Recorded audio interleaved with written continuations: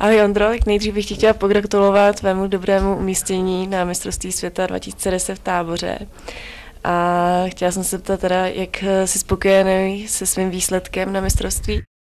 Tak spokojený jsem, určitě bylo to pro mě nová zkušenost, bylo to úplně nový, bylo to něco novýho, jsem z toho hrozně moc rád. A co se týče spokojenosti, tak jsem spokojený, že jsem si žádný výsledek před závodem nedával, protože jsem absolutně nevěděl, co od toho mám očekávat, takže jsem tam nechal všechno, co jsem v sobě měl. A prý jsi nebyl před mistrovstvím dostatečně v pořádku, ovlivnilo to nějak tvé umístění? Tak úplně v té finální přípravě jsem měl trochu střevní potíže, ale bylo to s tím, že jsem něco blbýho snědl, takže nemělo to vůbec s virem nebo takovou nějakou nemocí nic společného naštěstí, takže byl jsem 100% zdravý, 100% připravený. Máš před závodem nějaký rituály? Rituály vysloveně ne, ale dělá člověk pořád to samý, že se rozjíždí, musí se připravit na ten závod i po psychické stránce, nejde to jenom po té fyzické. Jak jsi se cítil ve skupině Elite jako nejmladší závodník? Připadal jsem si jak dítě mezi otcama. Bylo to hrozný, jo. Byl jsem vám takový fakt nejmladší a i vizuálně že jsem hodně mladý, takže připadal jsem si jak jejich dítě, než jejich nějaký rovnocenný soupeř. Jak hodnotíš organizaci na mistrovství?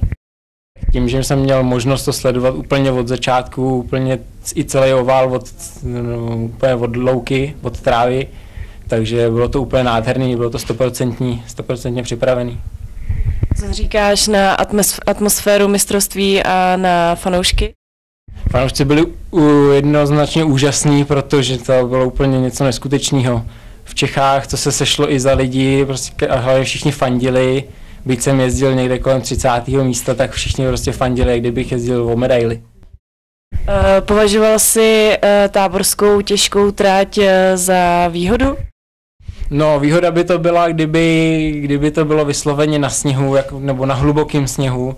Tenhle to bláto, led, mně se to moc nelíbilo, ale bylo to pro všechny stejný, museli jsme se s tím poprat. Co říkáš na výkon Zdenka Štybara? Tak to je jednoznačně úžasný. Jaké jsou tvé nejbližší plány do budoucna? Tak teďka nejbližší plány jsou volno a pak se rozjede sezona jako každý rok stejně.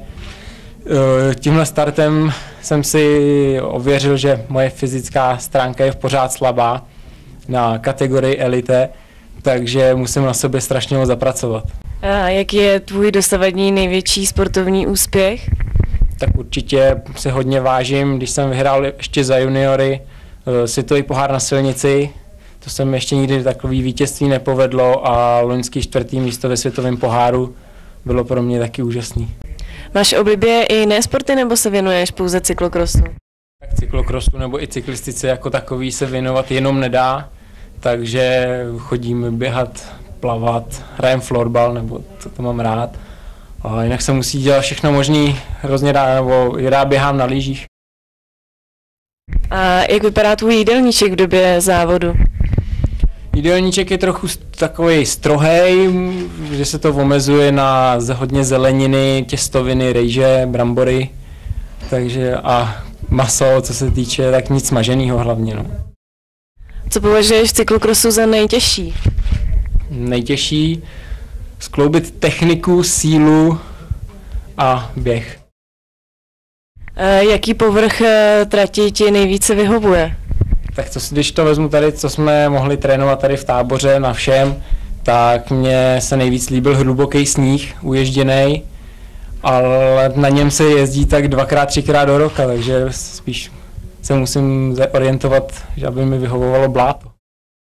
A co tvůj tajný sportovní sen? Vyrovnat se Štybimu. Ten, co letos předved, to je úplně neskutečný, vyhrát si to je pohár a být mistr světa, tak to je úplná pohádka. Cyklokros je velká dřina. Měl jsi někdy ten pocit, že s tím skončíš? Každý týden minimálně 2x. Kor v té finální přípravu už je v pohodě, že to už je takový dolaďování formy, ale tyhle začátky sezóny, když se fakt hodně dře, člověk dělá 15-20 hodin týdně, tak tam tyhle myšlenky přicházejí docela často. Komu z českých sportovců budeš fandit na olympiádě ve Vancouveru?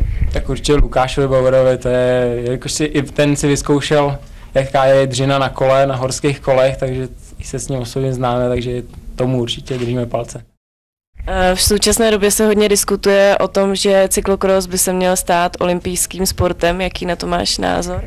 Pro nás by to byl přínos, jelikož by tam byla podpora asi olympijského svazu, jak se to jmenuje, a takže to by bylo jedině dobře. Co bys na závěr našeho povídání popřál českému cyklokrosu?